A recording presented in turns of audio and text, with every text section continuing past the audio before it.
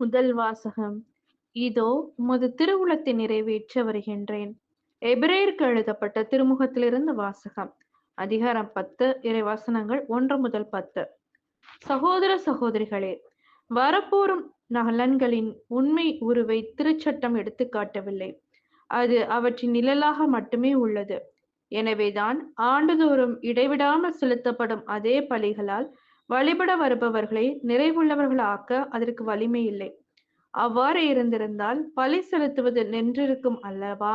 ஏனெனில் வழிபடுபவர்கள் ஒரே முறையில் தூய்மை அடைந்திருந்தால் பாவத்தை பற்றிய உணர்வே அவர்களிடம் இராதே.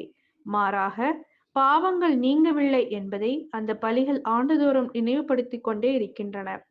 ஆம், காளைகள், வெள்ளாட்டு கிடாய்கள் இவற்றின் இரத்தம் பாவங்களை போக்க முடியாது. அதனால்தான் கிறிஸ்து உலகிற்கு வந்தபோது பலியையும் காணிக்கையும் நீர் விரும்பவில்லை, ஆனால் ஓர் உடலை எனக்கு அமைத்து தந்தீர்.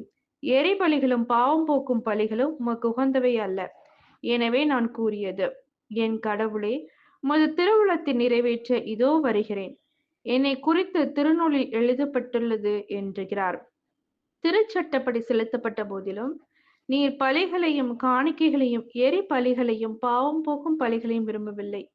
இவை உமக்கு உகந்தவை அல்ல என்று அவர் முதலில் கூறுகிறார். பின்னர் உமது திருவுளத்தை நிறைவேற்ற இதோ வருகிறேன் என்கிறார்.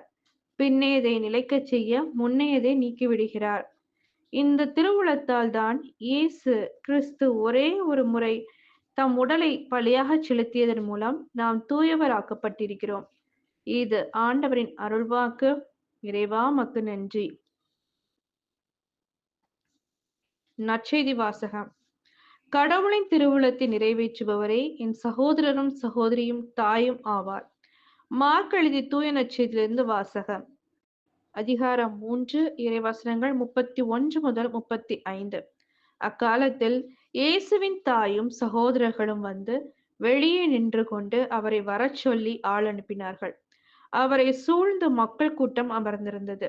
அதோ உம் தாயும் சகோதரிகளும் வெளியே நின்று கொண்டு உம்மை தேடுகிறார்கள் என்று அவரிடம் சொன்னார்கள்.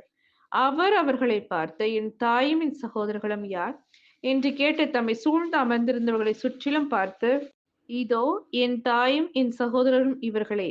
கடவுளின் திருவுளத்தை நிறைவேற்றுபவரே என் சகோதரரும் சகோதரியும் தாயும் ஆவார் என்றார். இது கிறிஸ்துவின் நற்செய்தி. கிறிஸ்துவே உமக்கு புகழ்.